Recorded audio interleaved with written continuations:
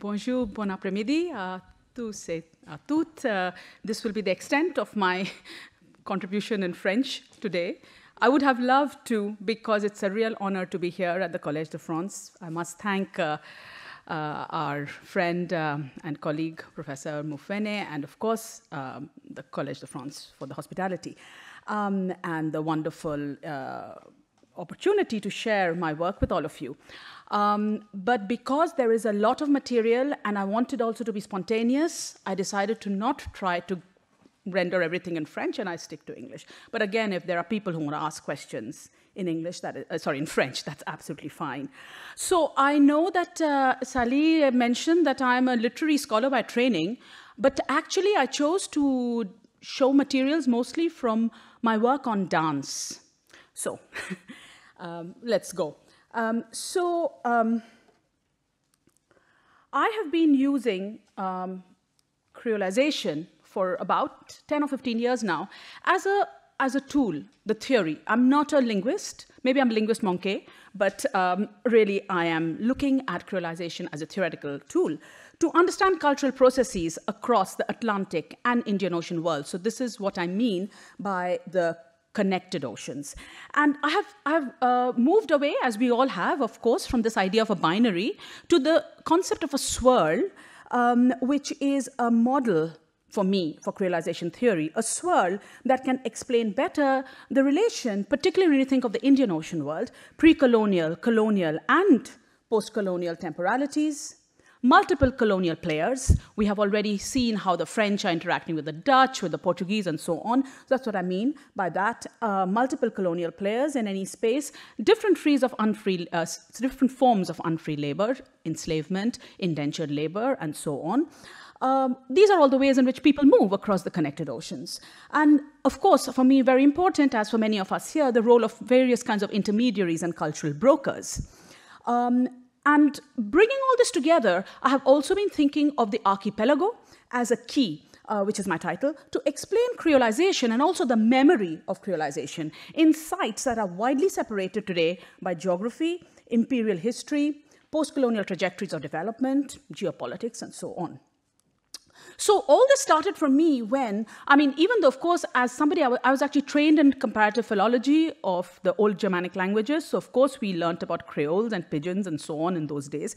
So it's not that I wasn't familiar with the idea of creolization, but I actually started thinking more seriously about it during this project that I ran, which was, as the title said, about kinetic transnationalism and Afro-diasporic rhythm cultures. That was the title of the project for which I got the funding. But, and the idea was to move to transoceanic frames, because that's what happened to the transnational. It got replaced in the course of the 5 years, because we started thinking more about the oceans. And as a result, we also started thinking seriously about creolization rather than other models radiant in post-colonial studies like diaspora, hybridity, etc. I found creolization more useful as a way to understand what was going on when certain dances were moving around the Atlantic world and creating new forms. And you can see the definition of creolization that I developed for the project and that I continue more or less to use. Now, in the course of this project, two frames came through. One was this idea of the Creole Atlantic, and that was the coinage of my project postdoc, who is now working independently at Paris-Nanterre, the same institution that our previous speaker was from. And she started and is still working on the idea of the Creole Atlantic, not just the Black Atlantic, through the idea of the dances that move around the space. And I took this further also and started thinking about the Indian Ocean and Atlantic cultural systems as also transoceanically creolized and as therefore somehow connected and yet also divergent. So how did we do all this? We started with creolized partner dances, salsa, tango, kizomba, a lot of these dances, social, demotic dances that are danced in Paris a lot, in fact.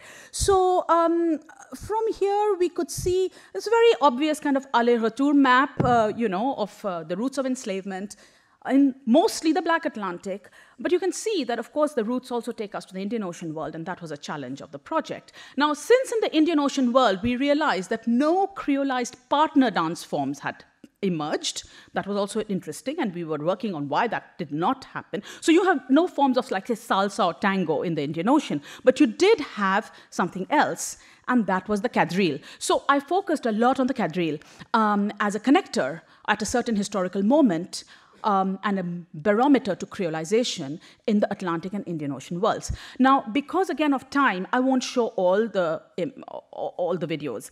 I think in this audience, pretty much people would know what the otai feels like from Martinique. So this is an obvious starting point to think about the creolized quadrille anywhere in the world. Many quadrille forms in the Caribbean, not just the otai. But okay, it started without my inclination, but you see, a little bit. These are social forms, and that was what was interesting. Folklorized, but still people want to dance them for social purposes. So what we then realized is that it's not just the Caribbean that was an Atlantic home for the creolized quadrille. We also discovered some still present but marginalized forms in West Africa in course of our research. For example, we discovered really, because even in Côte d'Ivoire, in Abidjan, people were very unaware of this dance, the bolo. And we went there and, oh, sorry. This is the kind of thing that starts irritating one. Now, who wants to, we can hear about the bolo later, but I will move on. But this was a kind of a quadrille form that we discovered really in the very border of Liberia and Côte d'Ivoire. And that was very interesting because it allowed us to see and show how creolized quadrilles were actually developing on both sides of the Atlantic. And of course, it was because of all those swirls that we saw earlier with Sierra Leone and the returning, people from the Atlantic world and so on. So from here, one started thinking about the Creole Atlantic as comprised or disaggregated into smaller circuits, if you like, of creolization. Some circuits are happening in the Caribbean, some circuits are prevailing in the West African coast, and then they are connecting through, again, movements. So the smaller circuits are also becoming larger circuits. And this is how material, ideas, embodied movements, and culture really is creolizing across, continuously swirling across the Atlantic world. But this again was the thread we took to the Indian Ocean world, and we had quite a delightful set of research adventures following the creolized quadrille all over the Mascarenes and Seychelles islands. Now, hopefully, these will not give us any trouble. Who knows? My slides are starting to behave badly. Okay, I will just use this.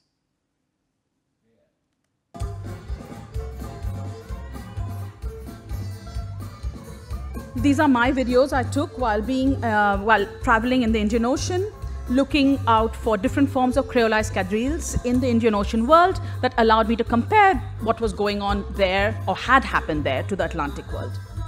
So this was the second step, connecting the Atlantic world to the Indian Ocean world through forms such as the quadrille, which had historically emerged at the same time. But what was interesting for me is that while, of course, you think that, okay, there are islands in the Caribbean, there are islands in the Mascarenes or the Seychelles, these are archipelagos, I was actually also interested in what was going on coastal enclaves, such as what we saw, the bolo dance on the coast, of Côte d'Ivoire. So for me, from the beginning, the idea of transoceanic creolization was also definitely involving enclaves on coasts as well as islands in both oceans. And this is how I started, therefore, on the one hand, tracking different kinds of creolized quadrilles under the name of Sega, very famous name, in the Indian Ocean world through, if you like, looking at the archive as well as the repertoire.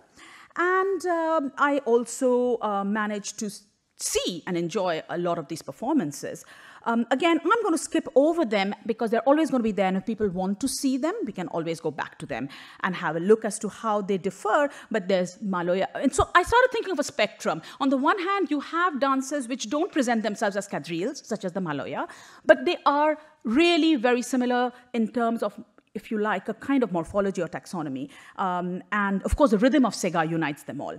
And you have more European-looking Sega Salon, and they even use that term from, say, Rodrigues Island in Mauritius.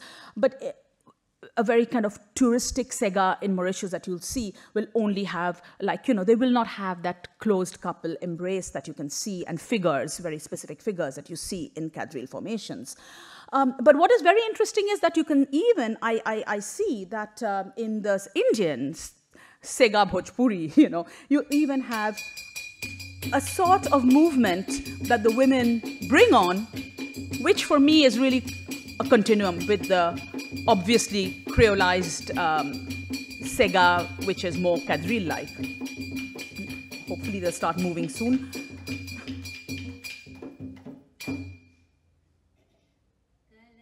Oh God, no, they're not moving. Oh yes, they are.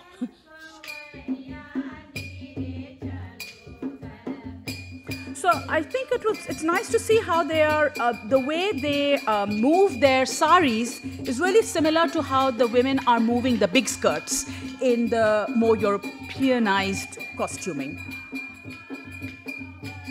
And the way they also turn. These are really not dancing forms that you would perhaps see very easily in India.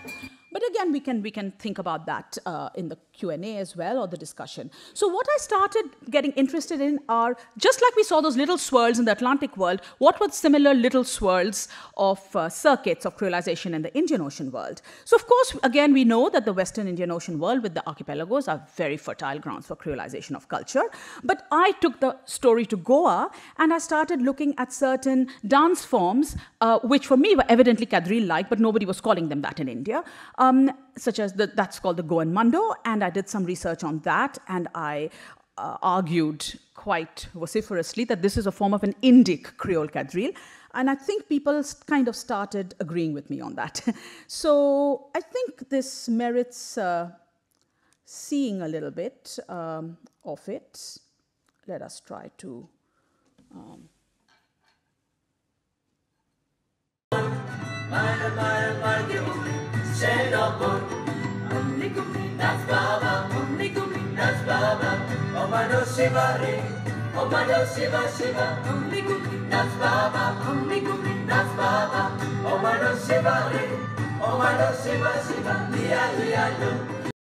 What I wanted to show there with that little comment about the Kafrinia also, that at a certain point, these creolized quadrille forms that are looking like a circuit within the Western Indian Ocean world, touching Goa on the one side and the Mascarenes and the Seychelles on the other, are also stretching to Southeast Asian worlds. And you have certain quadrille-like forms in Malacca, in different parts of I'm sure of Batavia. I mean, there are still Sri Lanka, of course. So there are, and Hugo Cardoso actually has been a great help for me in joining these particular dots.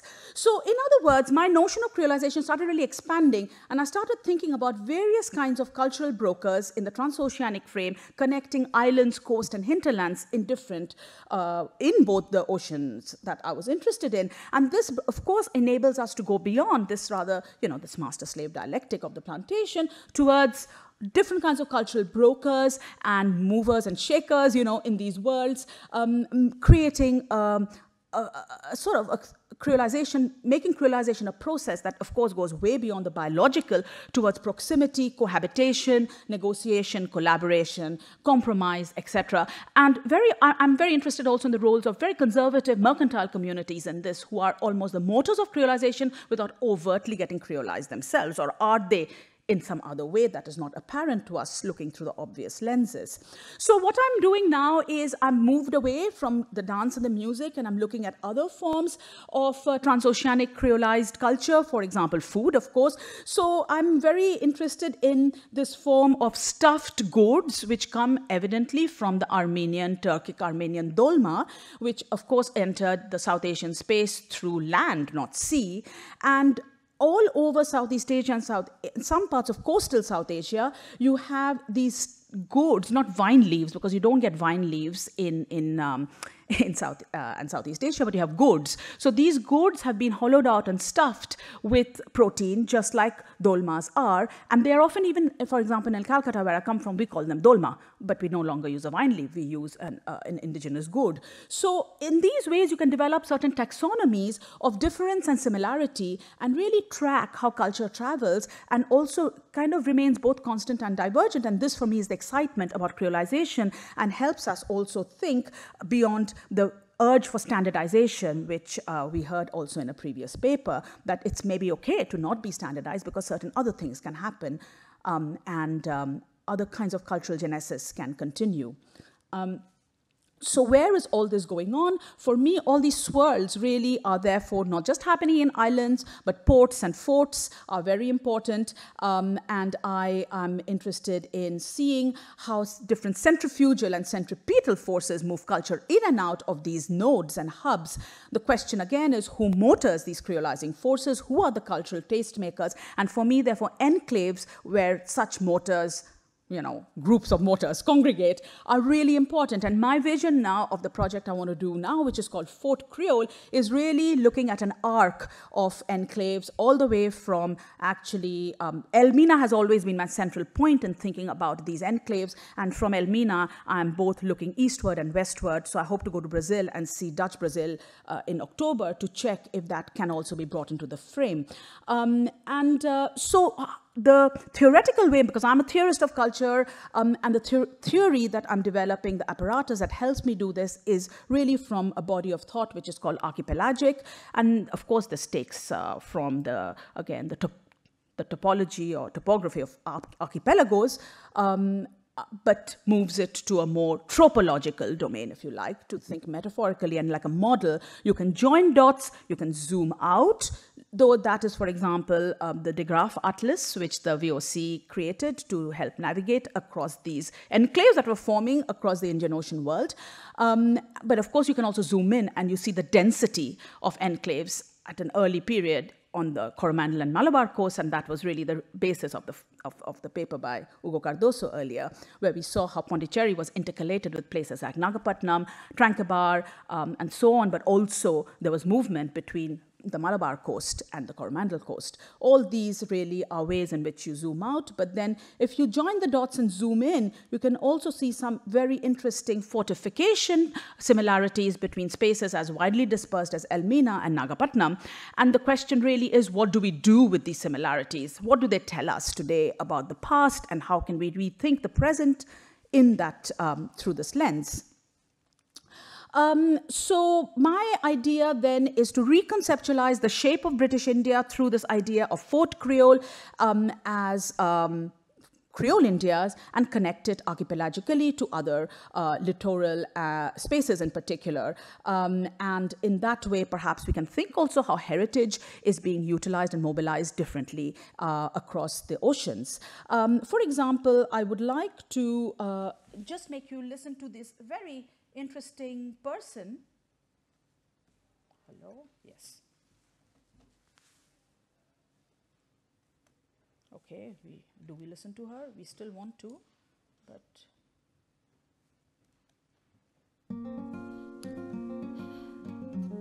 So a woman of Gujarati heritage who lives in New York, and she's singing in Cape Verdean Creole about Angola.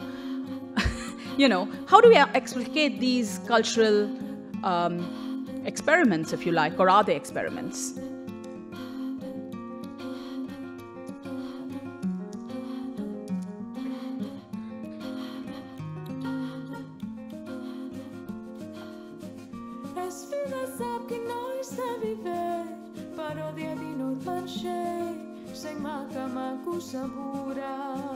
Okay, it's nice to end on the word sabura. It's a nice Creole word. So in conclusion, I just want to say, there is a lot I would like to do with this idea of swirling circuits through which creolization connects enclaves across the coastlines of the Atlantic and Indian Ocean worlds, which allow us to see these enclaves as connected archipelagically, ways beyond continental thinking, nation-state formations, and all these constrictions through which we normally, language differences and so on. This is an alternative way for me of thinking about post-coloniality through the ocean that's not homogenized or aggregated into some sort of lost whole, a search for authenticity. Rather, we think about improvised, ephemeral, embodied, but extremely important dimensions of culture.